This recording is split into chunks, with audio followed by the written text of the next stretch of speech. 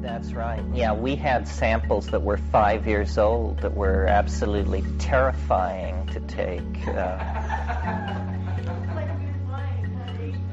Yeah, well, I don't know. I got into trouble. It was one of those situations. I had a curandero friend, Don Fidel Mosambite in Pucallpa, and he had given me this bottle of ayahuasca as a going-away present. And I had kept it for like 5 years. So in 5 years, you forget what the details are. And I got it out to turn myself and these two other people on.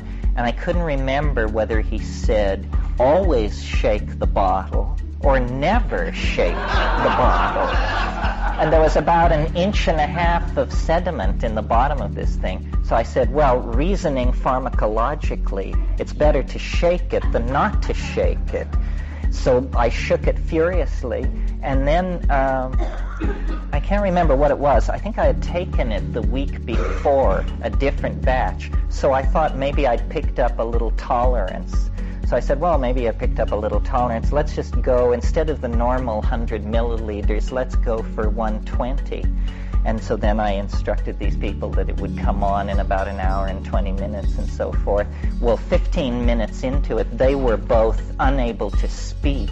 And, it went from there. I mean, I felt like I was strapped on a gurney being rushed through the Egyptian afterworld. These huge colonnaded pillars were streaking past me. And, oh, God, headed for the scales.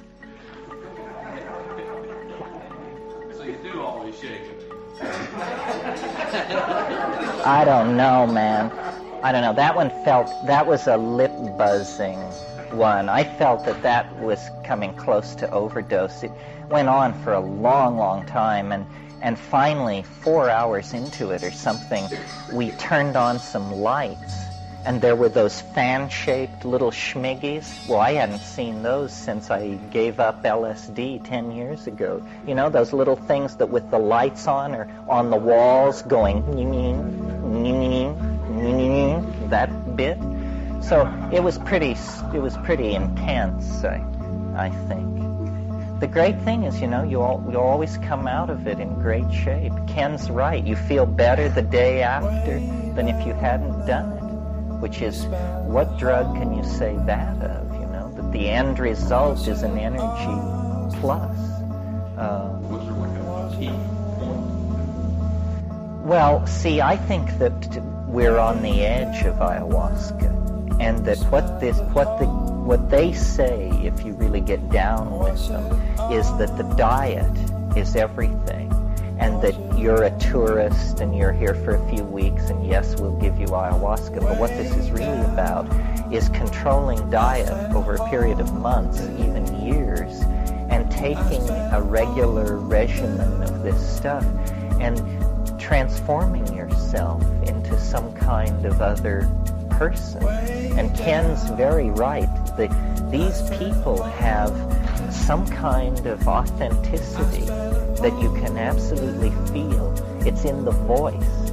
I met many ayahuasqueros, and the good ones all had this voice thing going on, that they could cast their voice way back in their throat, and they kind of purr. And they just are very realized beings, and they have nothing. You talk about marginal, but there's real authenticity there. I would like to go back and work with this diet and try to understand this, because I think, this all does tie in with what we talked about this morning about the Partnership Society in Africa and that whole bit, because I think this ayahuasca thing is the last living remnant of this kind of way of relating to nature. Because in the heavy ayahuasca using societies, these people are saturated in this stuff. I mean, as Ken says, 3 times a week. And it's really changing how they look at the world. And they are, in empathy, at equilibrium, aware of the ebb and flow of appropriate energy in the situation. So it's interesting to me, that in the new world, a human group could have reestablished this partnership paradise in a situation, an environment which quite closely parallels the African situation of 20,000 years ago. In other words, it's a continent covered by forests. And in this extremely floristically rich environment, these people have gotten together the fix, so that humanness feels good. And isn't it interesting that the fix turns out to be not a drug, but a shifting of the ratios of neurotransmitters already present in the organism, as though, we're just out of tune. We have evolved out of tune. There's an enzyme problem that is caused us to fail to suppress the ego, and then this creates a spectrum of cultural effects that drives us all nuts. And so they have a kind of psycholytic therapy to correct that. Do they think of the world beyond the locality where they're living? Oh yeah, they claim to know all about it. I mean, you'll go way up some river, and with these people say, "Where are you from?" Say, "I'm from San Francisco, California." Say, "Oh, I know there. I go there on ayahuasca. Hills, 2 bridges, that place." Say, "That's the place." They say, "Listen, I know it." But they make bigger claims, I mean, they go to the center of the Milky Way. That was the original claim that had me hot-footing down there to see what was going on. And, they have a hidden topology, a shamanic world that is real. They're mapping this same dimension that we're punching through to on DMT. I mean, if that seems strange to you, that half the world could be out of sight, as it were, you have to remember that this October we celebrated the 500th anniversary of the discovery of America, or rather we will in 1992. It means as recently as 500 years ago, this half of the planet was unknown to anybody. Well, is there any reason that precludes that we could be as ignorant of what's going on? I don't think so. It's just that this new world is a new world in the mind. You have to bear in mind, when you're thinking about all this, that nobody knows what mind is. None of these fancy pants academics or reductionists, no one can explain, for example, how you can look at your open hand, form the notion of closing it into a fist, and have it happen. This is a philosophical miracle from the point of view of modern science. Modern science says that mind cannot influence matter, and yet it's clearly trivial to open and close your fist on decision. Yes, it's trivial, but we have no notion of how this is possible.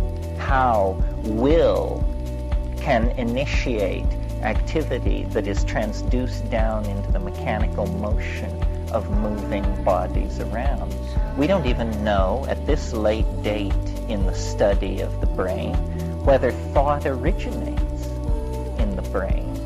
It's equally plausible to suppose that the brain is some kind of antenna, that it no more contains the contents of the mind than that a television set contains the contents of the 3 major networks. It may not work like that. It may be that, mind is some kind of generalized phenomenon that all life attempts to take part in, so that the idea of my mind and your mind may be a basement of language. There may simply be a mind which we evolve toward an awareness of, and then you get to use part of it the way a user uses a computer network. But it is no more that the sum total of the network is in the brain. And psychedelics address this entirely mysterious area, the area of thought and cognition. I mean, we don't really have good models for what this is, but now we have an excellent tool for deconstructing mind, for watching it go through all kinds of formative flip-flops. I mean, I've seen really what seem to me amazing things on psychedelics that must bear on the problem of the genesis and stability of meaning. For instance, I've had experiences where, you know how in Times Square there's the flasher that moves along the building that has the latest news?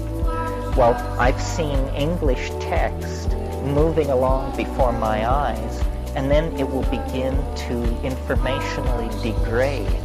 Like every 20th letter will be transposed or replaced, and then every 10th letter, and then every 5th letter, until finally I'm just watching gibberish flow by. Well, is this a hallucination, or is this an insight into the mechanics of meaning itself? What is this kind of stuff, and can we take it serious? The problem with studying hallucinogens is only the physiological parameters have been deemed worthy of interest. You know, what does it do to blood pressure? What does it do to your response to these 5 standardized questions? They don't want to correlate the massive data represented by individual tales. But when you get a group of people like this together, you know, there is fair confirmation of a pretty outlandish data set. I mean, how many people here have encountered non-human entities or what appeared to be non-human entities on a psychedelic? 1, 2, 3, 4, 5, 6, 7, 8, 9, 10, 11, you know, more than half of us. Well, what do the other half of you think about that? I mean, well, something that at first, second, and third glance does not appear to be at all like Aunt Minnie. In other words, if it's smaller than a bread box or not made of matter and it's talking to you, it's a safe bet it's a non-human entity of some sort, right?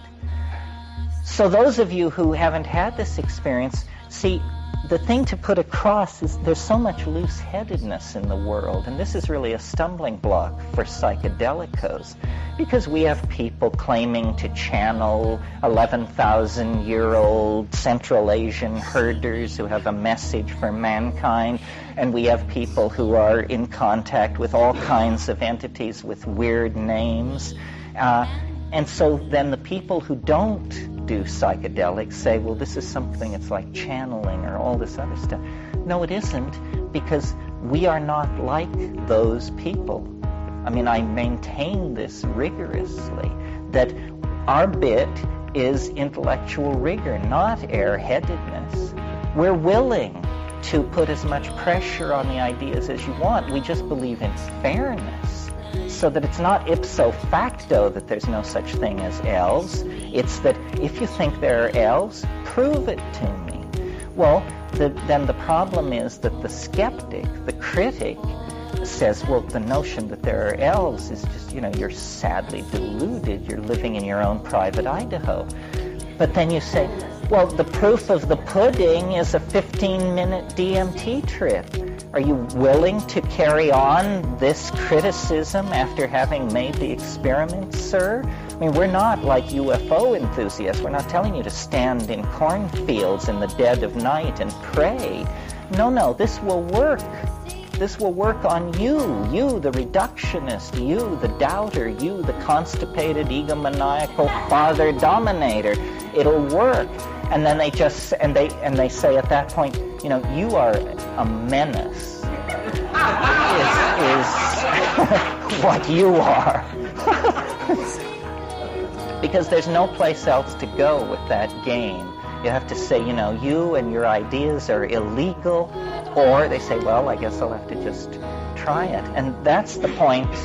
That's the point where we've come to, is to slowly try and create a consensus. One of the things that Ken said, quoting the teacher, that is very profound, is that words are alive and that they multiply. And at every recent workshop I've given, I've talked about the notion of means. And those of you who have heard it, it's okay to hear it again, because this is the political baggage of this trip. It's that, first of all, do you all know what a meme is? A meme is to information as a gene is to genetic information. So the way to think of a meme is it's the smallest unit that an idea can be broken down into without losing its coherency. Ideas are made of memes. And memes, like genes, compete in an environment very much like the environment in which Darwinian natural selection goes on. So a new idea is a meme, and it immediately begins to compete with other memes in the ideological environment. And the psychedelic meme is such a meme. Now, one profound way in which memes are like genes is genes can be copied, they can be replicated, they can be passed around. So can memes. When I tell you something which you remember, I have taken a meme, and if 15 of you remember it, I have propagated the meme to 15 new individuals. Each one of them is capable of now passing this meme along, provided they replicate it with sufficient fidelity. And this is a problem of information degradation, that if the meme is not reinforced, it peters out. Someone says, well, what did so-and-so say? And then you get a version that, is unrecognizable. I have this experience all the time because people come up to me and say, I thought it was wonderful where you said that, and then they break out with something not only that I've never said, but that I never could have conceived of and probably don't agree with. So keeping the memes straight is very important. And the psychedelic meme is competitive with, the just say no meme, for example. And I believe that on a level playing field, the most open-ended memes will prevail. That what is a good meme is a meme that doesn't foreclose its options. Because as soon as you have a closed cycle of explanation, whether it's Egyptian theology or Marxist-Leninism, there's no way out, It's like Gödel's incommensurability theorem. No formal system can generate all possible formal statements within the system.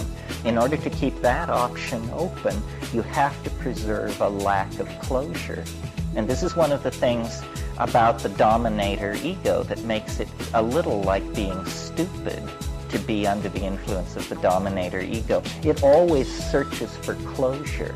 It always wants to bring things around and close off the explanatory cycle because it interprets open-endedness as a kind of threat, a feminine upwelling or a boundary-dissolving influence. So it's very concerned to generate some kind of closure. That's why we always hear about the unified field theory and the end of history and this and that. These dominator models seek finality. The trick is, to live in the presence of the mystery, not as an unsolved problem, but as a force for personal transformation. By knowing that the mystery exists, we are empowered to relate to it and to nurture the mystery within ourselves. In other words, you don't kill being. The theory kills. The letter kills. The real facts of the stuff of being are locked in the primacy of immediate experience. And this is why the psychedelics are so powerful, because this is what they address. It's not an idea. It's not an ideology. It's a transformation of the felt presence of immediate experience. The other two things which do that are birth and death. And then romantic overwhelmment has another part to play. But this is the biggie, the transformation of the felt experience of the self. And by reclaiming that, we dissolve hierarchical structure and we actually emerge into our full expression as human beings. I don't see how this can be done without psychedelics. It's dinner time, but we'll take one question. And since you've done so much with psychedelics, have you been able to get to some of those states now without the use of some? The only progress I've made in that area is this glossolalia, which you heard me do this morning. I used to only be able to hear it when I was stoned, and then I used to only be able to do it when I was stoned. And now it's some kind of creode in me. But it doesn't, when I do it for you, it doesn't feel like it feels when I do it on 5 grams of psilocybin. Generally, I resist the idea that there's some other way to do it. I think it's just a waste of time. If there is some other way to do it, you may be sure it takes a long time and is excruciating. And I would be alarmed if psychedelic phenomena began to intrude into my normal waking existence, because it isn't a state of enlightenment or at-one-ment or clarity. Those are lower levels of it, but the full-on thing is so intense that it's very reassuring to know that a substance is doing this, and that when the substance goes away, the phenomenon will go away. It's so radically different from ordinary reality. I mean, I marvel that we sit in rooms like this and talk about this. I mean, just close your eyes for a moment and imagine what it's like to be smashed. And it's so different from this. And yet we're operating here at a pretty high level of efficiency. Everybody's focused. Half of us at least are awake. But it's completely different. And I don't know if you can understand being stoned by talking about it. You can create a communal empowerment that is permission. But, Plotinus called the mystical experience the flight of the alone to the alone.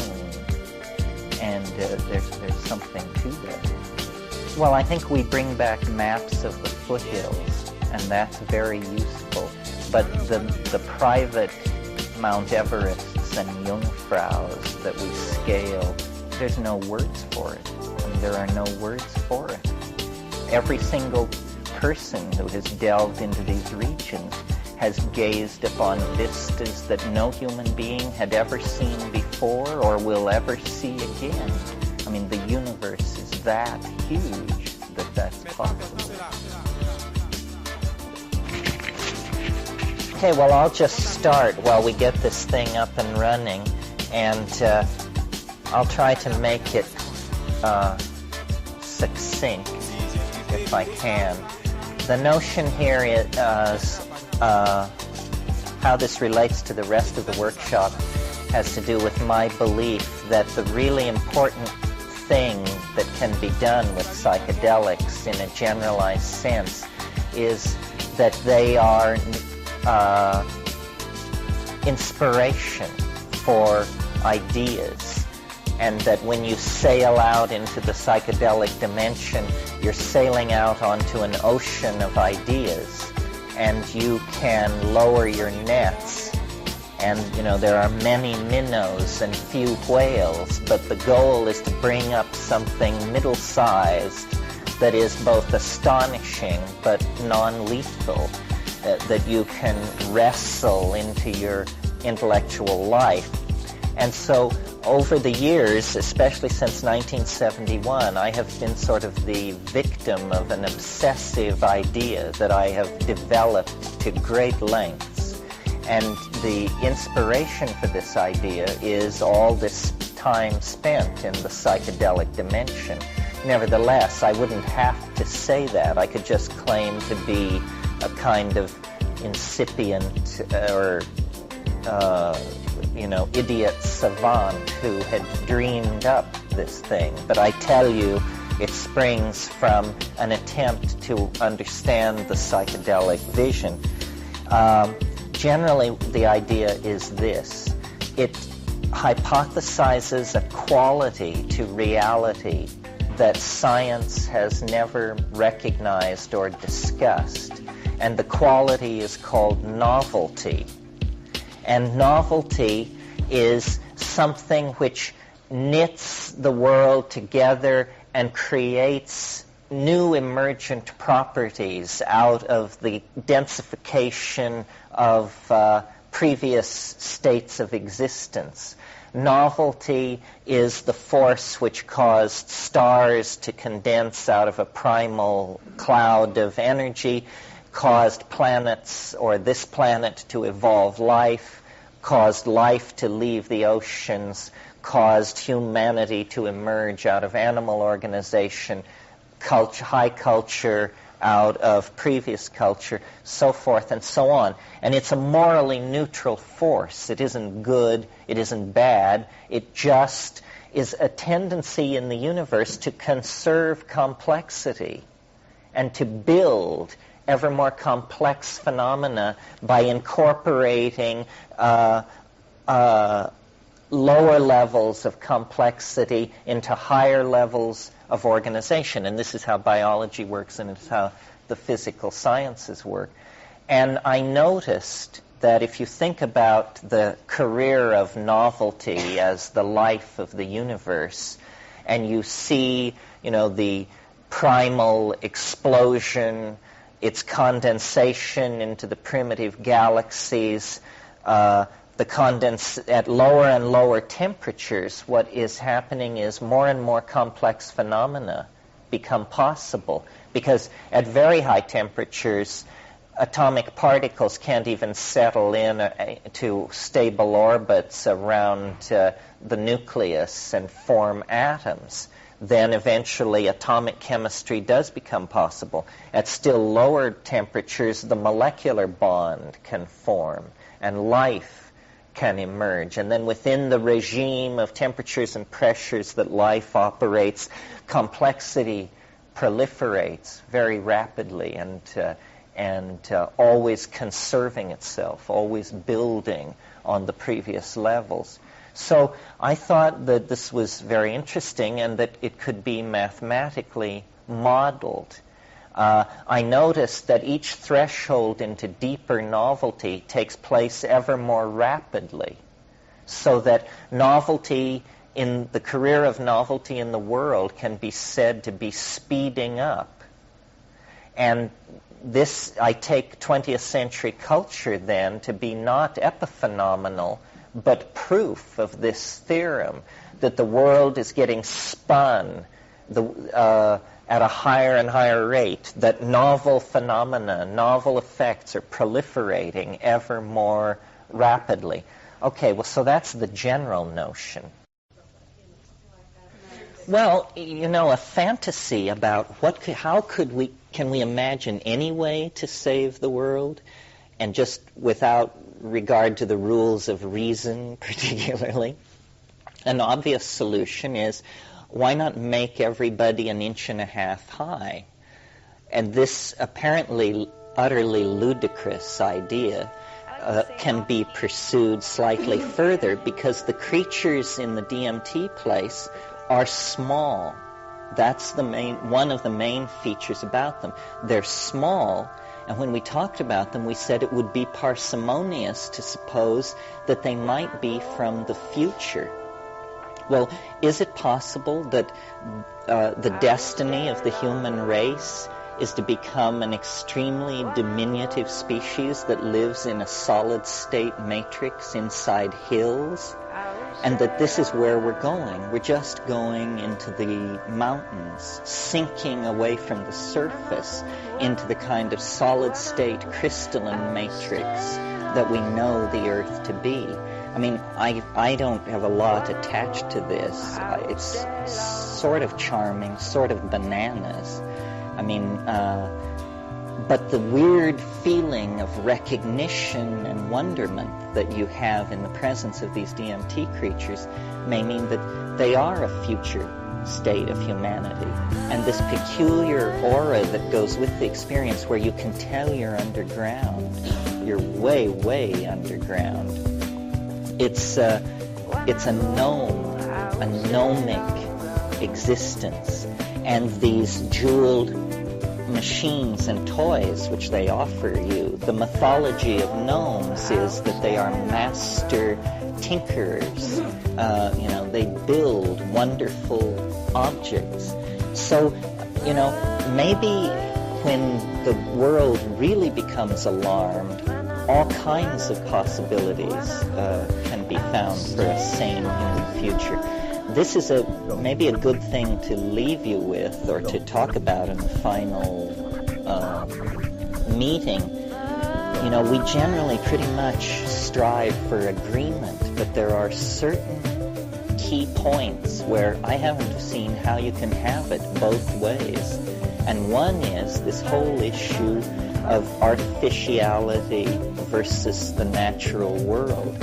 How can we imagine a future that both honors the human world and the natural world when there are so many of us? I mean,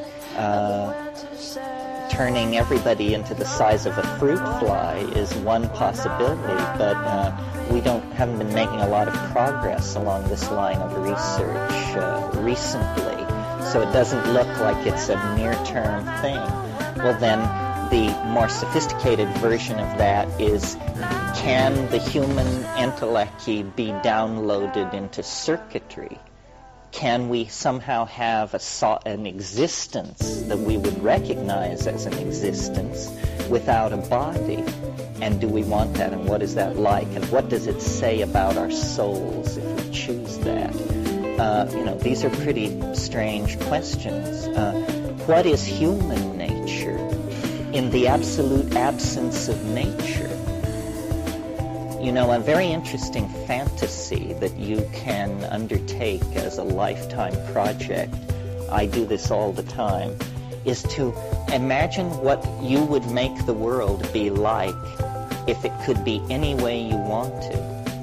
And, in the first half hour of exercising this fantasy, you realize that all our imaginings are conditioned by the constraints of matter.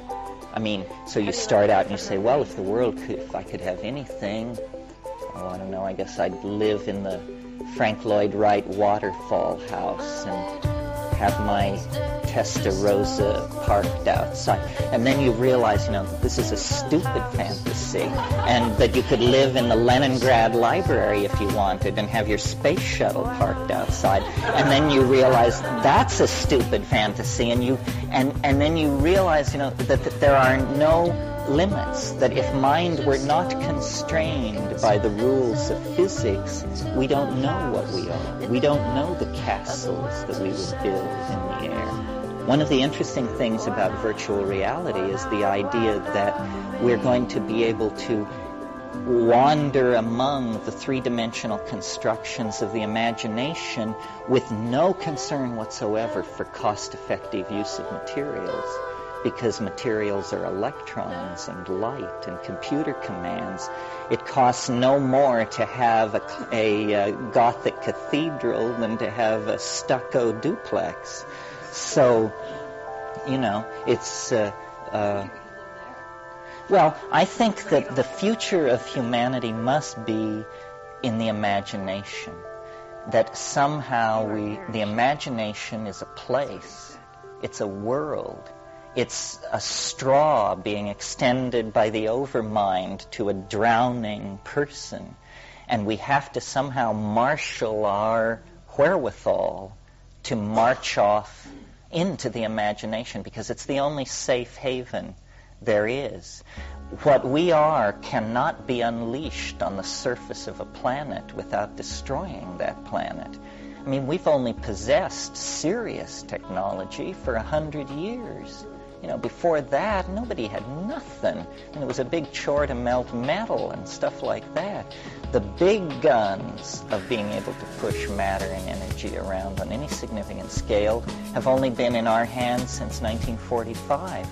And look, the planet is a complete mess. So if we envision an existence of hundreds of years and any kind of future for ourselves, we're going to have to make some major choices. Are we the stewards of the earth to become kind of togaed gardeners of a world reborn? Or is it our Viking plunderer genes? Do we want to build starships the size of Rhode Island and set out for Alpha Centauri with plans to strike deeper into the nearby galaxy? What is it going to be? Or are these fantasies based on driving the future car using only the rear view mirror? Are there sideways options? What about these elf, fairy, other dimensions? How seriously can we take that? What about getting into the imagination through a kind of perfection of yoga? Can all these things that have always been reserved for beady-eyed holy people be democratized so they have impact in everybody's everyday life? Is that a possibility? What has to happen is an abandonment of the idea that only certain classes of solutions will be considered. Like currently in the world, the only class of solutions that can be considered for any problem are solutions which make a buck. That's the main idea. And I already hear that the defense industrial complex is going to transform itself into the industrial detoxification complex. And they will just take those huge military budgets and use all that money now to clean up the mess they made creating the weapons that now have to be destroyed in order to make a sane world. Is this nutty or what? I mean, it's like putting Nazis in charge of a Jewish resettlement program. You can't understand the thinking at all, you know? So, the bad news for people who like to just roll a bomber and put their feet up, which I certainly number myself among them, is that, there's political shit to be shoveled because, and it's mostly informational. It's mostly public relations. This is why, in a way, there's hope, because, you may be the general of the Grand Army, you may have your finger on the thermonuclear button, but you can't get respect at the breakfast table. This is a universal phenomenon. I mean, it doesn't, I'm sure Stalin had to hear terrible things at the breakfast table from his children, and every other dominator is in this position. There's no peace because, you have to have women around to bear you children, and then half of these children are women, and there's just no escape from it. So,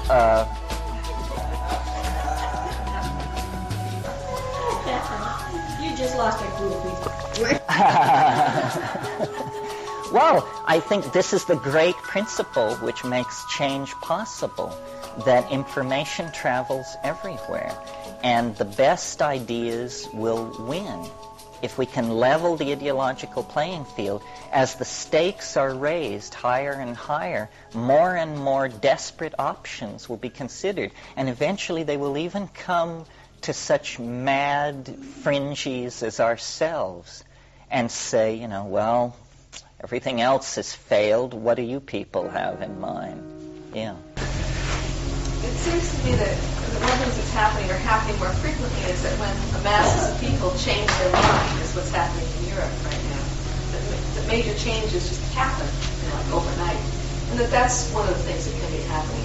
The mind itself changes sufficiently so there's a quantum. A switch over.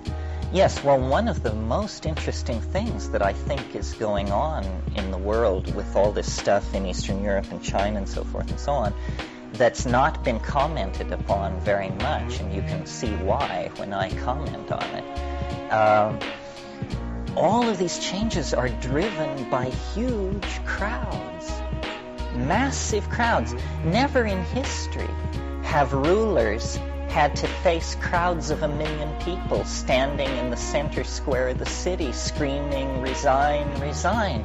Erich Honecker, when the notes came out of the East German Politburo meeting, he was all for turning the army loose on these people. And the Krenz and the people around him said, "Erich, you can't beat up 400,000 people. There's no way to do it." And somebody said you need 100,000 people to wag the tail of the Bolshevik dog.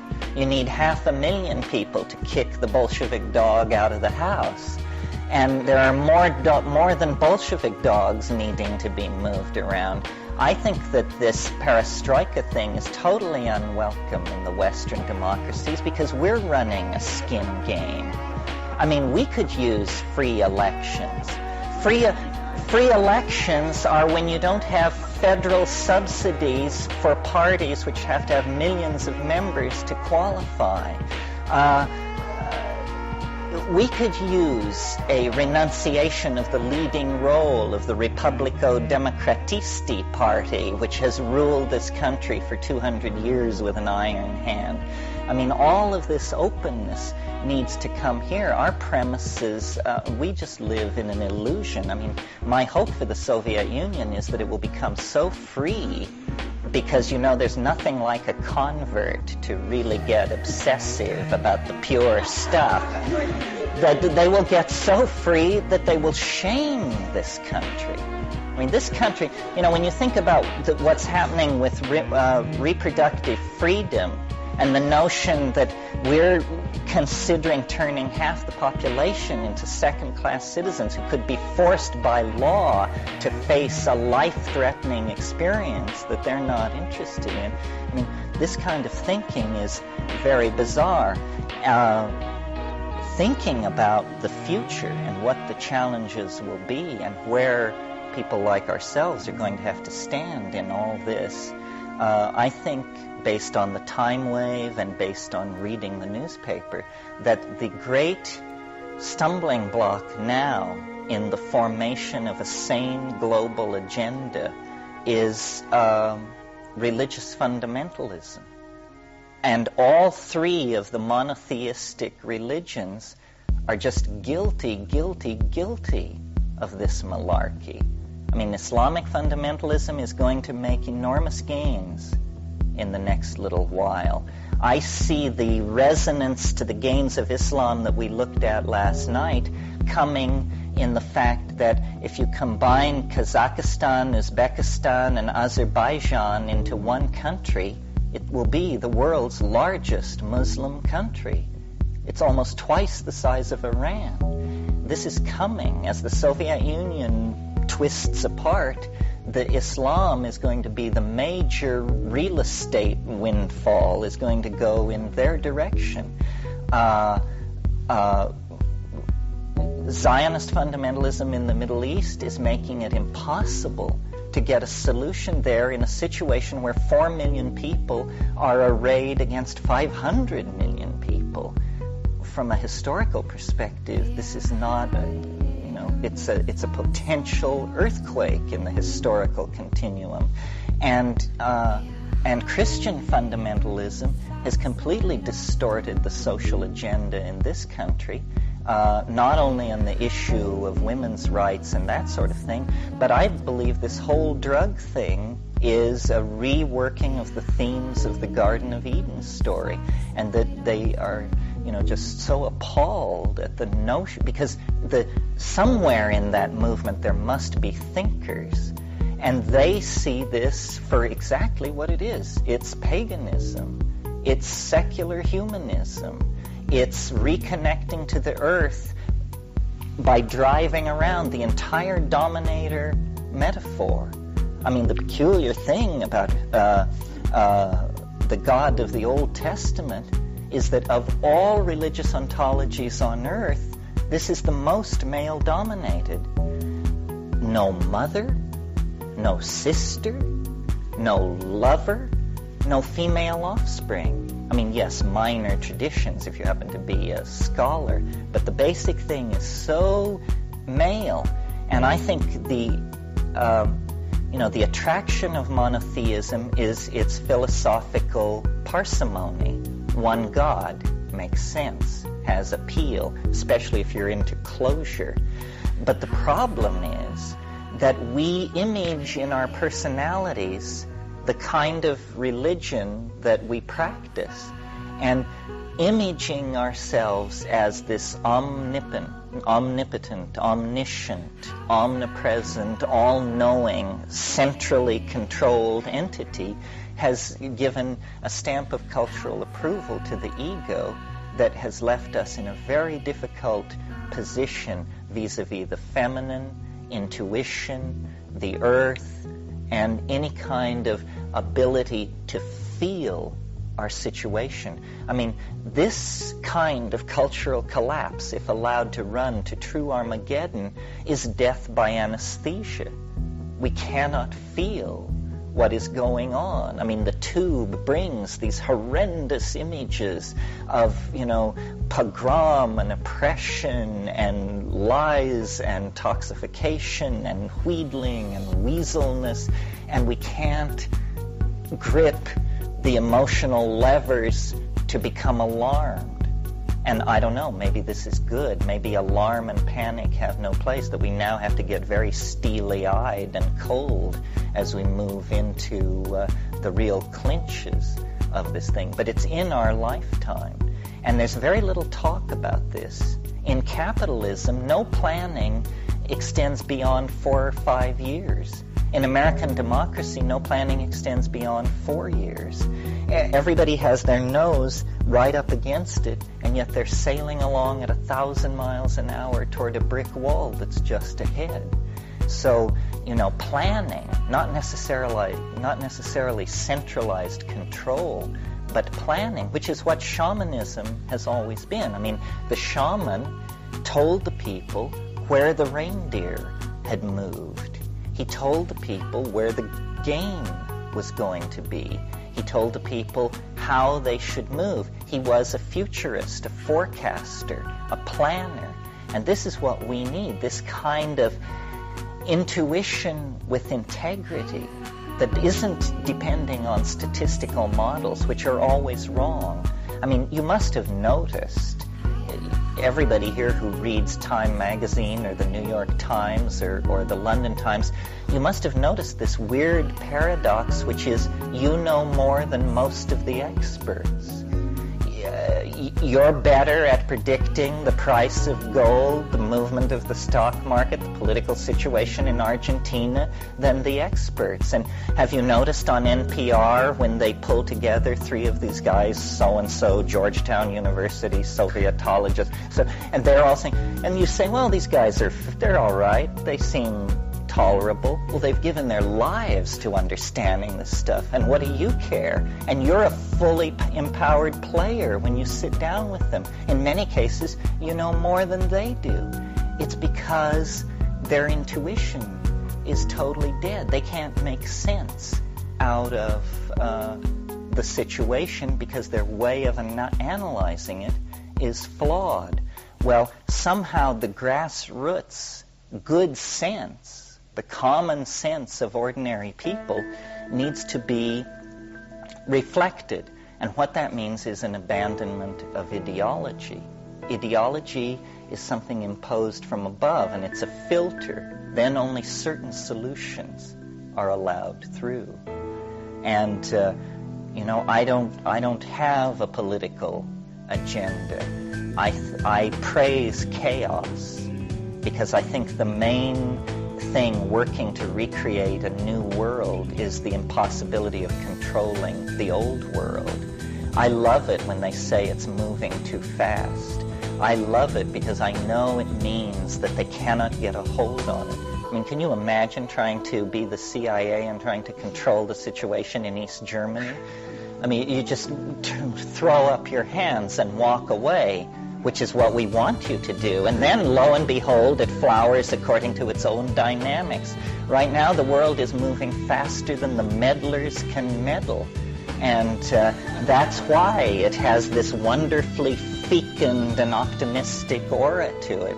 And, I'm amazed at the naysayers and the people who say, well, the instability is increasing daily in Eastern Europe.